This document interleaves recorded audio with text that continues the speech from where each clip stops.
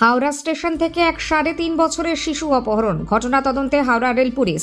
Police সূত্রের খবর, গত বুধবারে হাওড়া স্টেশনের ওল্ড কমপ্লেক্সে হুগলির এক মা তার 2 শিশু কন্যাকে নিয়ে হাওড়া স্টেশনের ভেতরে বসেছিলেন।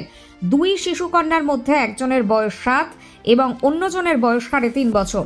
জানা গেছে, ওই মহিলা দক্ষিণ 24 পরগনার লক্ষ্মীকান্তপুরের স্বামীর বাড়িতে যাওয়ার জন্য মঙ্গলবার রাতে হুগলিতে বাপের বাড়ি থেকে হাওড়া স্টেশনে আসেন। তার ইচ্ছা ছিল পরের দিন সকালে শিয়ালদা স্টেশন হয়ে লক্ষ্মীকান্তপুরে যাওয়া। এর জন্য সে রাতে স্টেশনে কাটিয়ে দেয়। সেই সময় অন্য এক মহিলা যাত্রী তার সঙ্গে আলাপ জমায়।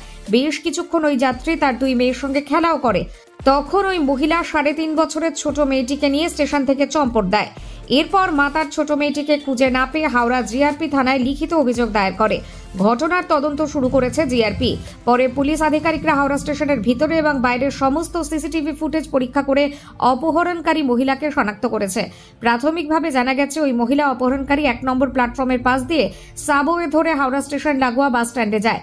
তারপর থেকে তার কোনো খোঁজ নেই। ওই মহিলার খোঁজে জিআরপি তদন্তকারী দল বিভিন্ন জায়গায় তল্লাশি চালাচ্ছে।